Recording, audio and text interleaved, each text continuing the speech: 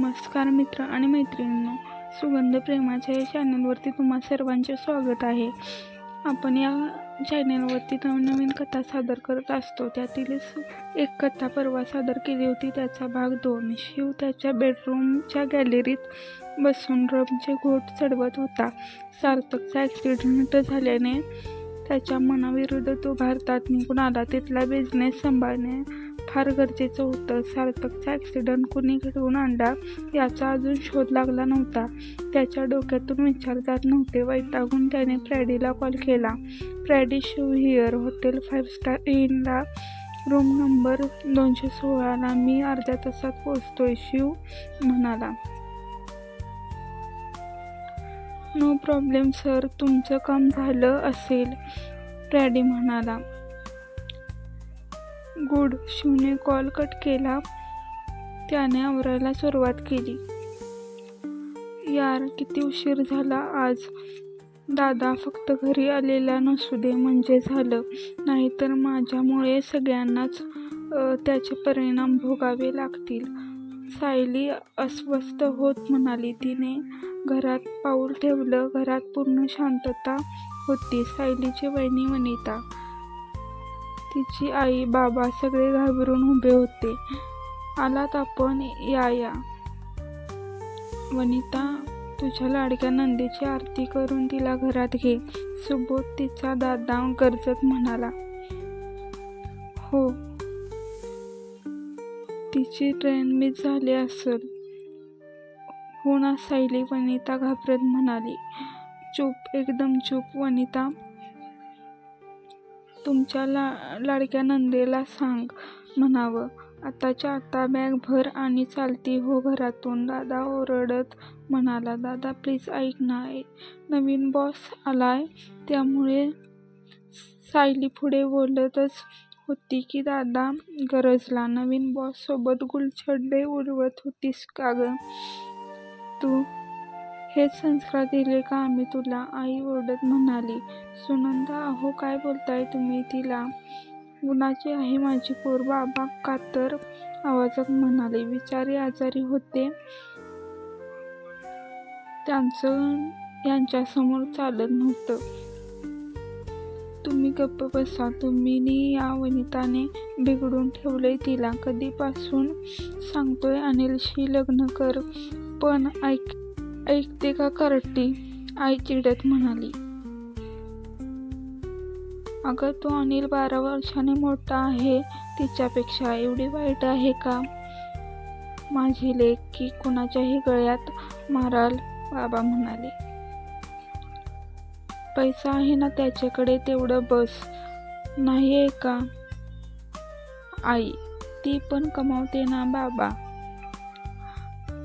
ओ पिताश्री, तुम्ही बकवास बंद करा. एकतरी हिने त्या अनिल सोबत लग्न करायचं, नाहीतर या घरातून चालतं व्हायचं. बाद झाली हिची किचकिच. आता काय हिच्या पळून जाण्याची वाट पाहताय का? सुबोध चिडत म्हणाला. बाबा सांगा ना यांना. वनिता, पोरीला बॅग भरायला मदत कर. निघ बाळ येथून, तुला तुझ्या बाबांची शपथ आहे. तू गेली नाहीस तर मी माझ्या जीवाचं काहीतरी बरं वाईट करून घेईल, बाबा रडत म्हणाले. ऐ म्हाताऱ्या, नाटक बंद कर. जा, तिची बॅग भरायला मदत कर. जाऊ दे एकदाची कटकट, सुबोध बडबडत म्हणाला. आत निघून गेला. सायलीची आई पण पाय आपटत आत गेली. ते दोघे गेले तसंच सायली बाबांकडे आली. बाबा, सायली रडत त्यांच्याकडे पाहू लागली. पोरी, निघ तू इथून. या नरकात राहण्यापेक्षा दुसरीकडे कोणीकडे तरी राहा. जा बाळा. बाबा डोळे पुसत म्हणाले. सायलीने रडत बॅग भरायला घेतली. एवढ्या रात्री ती कोणाकडे जाणार हा प्रश्नच होता. तेवढ्यात तिला अंजलीची आठवण आली. तिने अंजली निर्णय घेतला. बॅग भरून बाबांना पाया पडून वहिनीला मिठी मारून सायली बाहेर पडली. तिने कॅब बुक केली आणि अंजलीकडे जायला निघाली. रात्र खूप झाली होती. एकटीने प्रवास करायला तिला भीती वाटत होती. कॅब वाला आरशातून तिच्याकडे वाईट नजरेने पाहत होता. ती स्वतःला सांभाळत कशी बशी बसून होती. आता तिला भीती वाटू लागली होती. शेवटी न राहून तिने गाडी थांबवायला लावली. हे पैसे, मला इथेच उतरायचंय. ती गडबडीने कॅबमधून उतरली आणि जवळजवळ धावत जाऊ लागली. ड्रायव्हर तिच्या मागे गाडी घेऊन येऊ लागला. ती हातातील बॅग सांभाळत धावत होती. मोबाईल तर कधीच स्विच ऑफ झाला होता. त्या कॅब ड्रायव्हरने तिच्या समोर कॅब आणून उभी केली तसं ती घाबरली. रस्त्याला रहदारी कमी होती. सायली घाबरून आजूबाजूला पाहू लागली. भीतीने तिच्या चेहऱ्यावर घाम जमा झाला होता. ती पळू लागली तसं ड्रायव्हरने तिचा हात धरला आणि तिला खेचतच गाडीकडे नेऊ लागला. सोडा मला, प्लीज सोडा, हेल्प, सायली ओरडत म्हणाली. तिच्या डोळ्यातून अश्रू ओघळू लागले.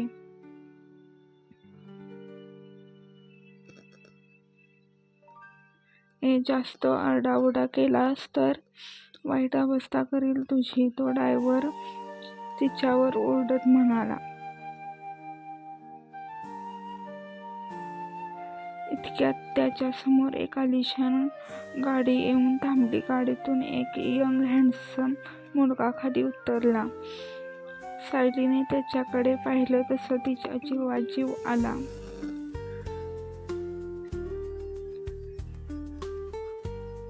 ओ साहेब, बाजूला व्हा, ही माझी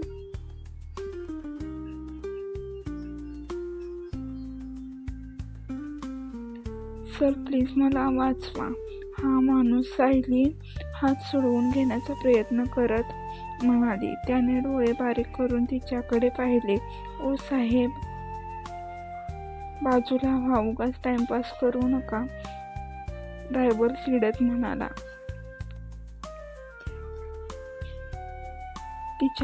तिचा हात सोडतो शांतपणे म्हणाला.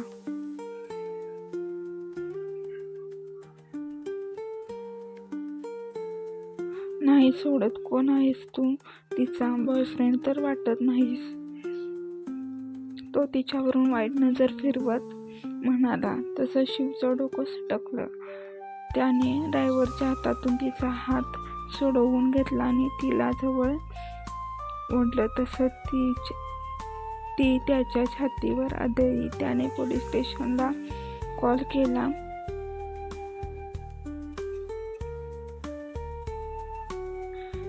Inspector Shivrajwade here. Taxi number 7395चा ड्रायव्हर एका मुलीला किडनॅप करून येत आहे. ॲड्रेस शिव पुढे बोलणार. इतक्यातच ड्रायव्हर पळत कॅबकडे गेला. त्याने कॅब स्टार्ट केली आणि तो सुसाट निघून गेला. एक लक्षात घ्या, कॅबचा नंबर काल्पनिक आहे आणि हॉटेलचं नावही काल्पनिक आहे. ह्याचं कोणत्याही जीवित किंवा मृत व्यक्तीशी काहीही संबंध नाही. ही स्टोरी पूर्णतः काल्पनिक आहे. जरी असं आढळून आले तर हा निव्वळ योगायोग समजावा. गाडीत बस, शिव म्हणाला. मी? तिने घाबरत विचारले. इथे दुसरं कोणी दिसतंय का? चल पटकन गाडीत बस, शिव ओरडत म्हणाला. तसं ती पळत गाडीत बसली. शिव ड्रायव्हिंग सीटवर येऊन बसला. त्याने गाडी स्टार्ट केली. ॲड्रेस कुठला?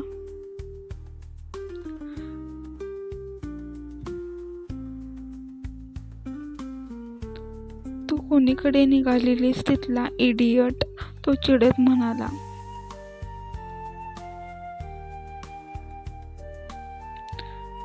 ते मी फ्रेंडकडे, असं म्हणत तिने ॲड्रेस सांगितला. त्याने गाडी स्टार्ट केली. GPS लावला.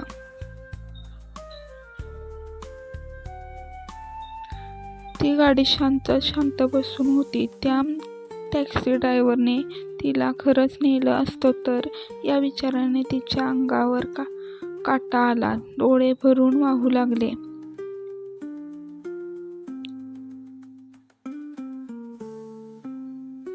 एवढ्या रात्री मूर्खपणा करत बाहेर फिरायला कोणी सांगितलं होतं तुला? अक्कल नाहीये का तुला? युजलेस कुठली? स्वतःचं रक्षण स्वतः करता यायला नको? दरवेळेस कसा तुम्हाला मसिहा लागतो ग? तो तिच्यावर ओरडत म्हणाला. त्याच्या ओरडण्याने ती अजूनच रडायला लागली होती.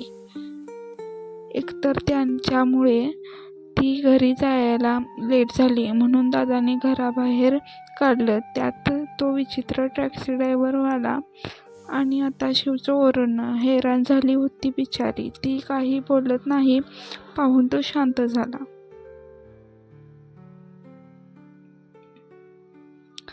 थोड्या वेळातच गाडी तिने सांगितलेल्या ॲड्रेसवर पोचली. आलं तुझं घर, तो तिच्यावर ओरडत म्हणाला.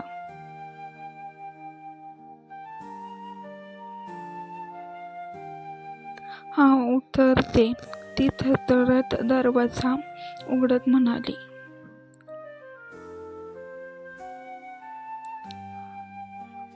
जरा शांत हो आणि घरच्यांना खाली न्यायला बोलवतो. माझ्या फ्रेंडकडे आले, मग तिला खाली बोलव. ते मला माहित नाही ती घरी आहे का, ती म्हणाली.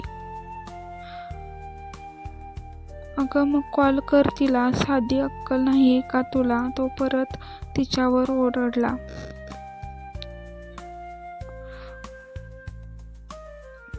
माझा मोबाईल स्विच ऑफ आहे, ती रडत म्हणाली.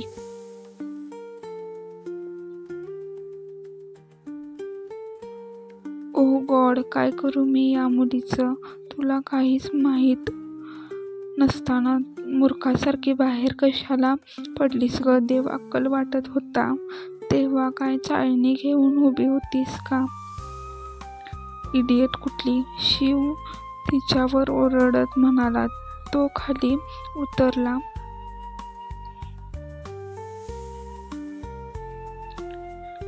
त्याने तिच्या साईडचा दरवाजा उघडून तिला बाहेर खेचले.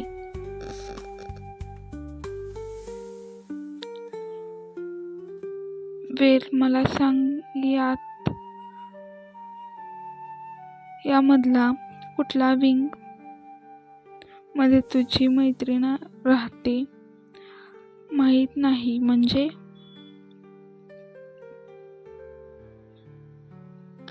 माय गॉड, त्याने चिडून तिचे दंड पकडले नी तिला गाडीवर ढकलले. तुला खरंच अक्कल दिली नाहीये का देवाने? अगं मूर्ख मुली, तुला काही माहीत नसताना एवढ्या रात्री अपरात्री एकटी बाहेर पडलीस का? तो तिच्याकडे एकटक पाहत म्हणाला.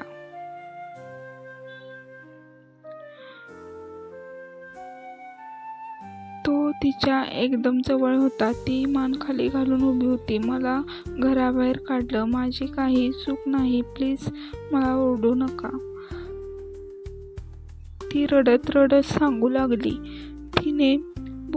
तिचे बोलणे ऐकून त्याने तिला सोडलं. घराबाहेर काढलं म्हणजे? ते दादा, मला उशीर. तिला धड नीट बोलता येत नव्हतं. रडून रडून बेहाल झाली होती ती.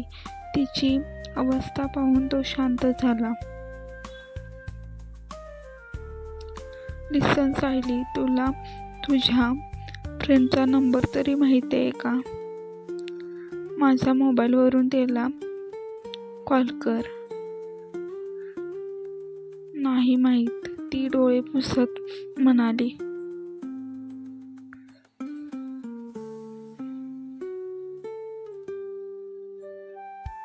हद हे यार, त्याने डोक्यावर हात मारला.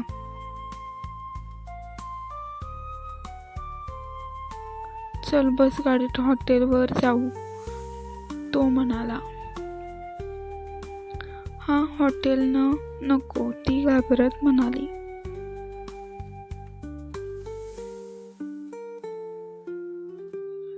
हॅलो, तुझ्या सोबत असं तसं करण्याचा बिलकुल शौक नाही. अशा डाऊन मार्केट मुलीसोबत रात्र काढण्या इतकी वेळ माझ्यावर अजून तरी आलेली नाही, समजलं तुला? तुला एकटीला सोडायचं नाही म्हणून म्हणतोय. कम ऑन, आत बस. त्याने गाडीचा दरवाजा उघडून तिला आत बसवलं. ती गाडी 5 स्टार इनकडे घेतली. ओ, सायली आणि शिव एकत्र. आता पुढे काय होईल ते पाहूया नेक्स्ट पार्टमध्ये. मला माहिती आहे माझा आवाजही खूप अडखळला आणि बॅकग्राऊंड नॉईजही खूप येत असेल. माझ्याकडे आता सध्या तरी माईक नाही आहे, त्यामुळे मी असाच व्हॉईस ओव्हर केलेला आहे. तरी तुम्ही समजून घ्याल आणि मला सबस्क्राईब कराल, सपोर्ट कराल अशीच आशा आहे. Stay tune for more parts. Subscribe our channel please. Thank you for watching.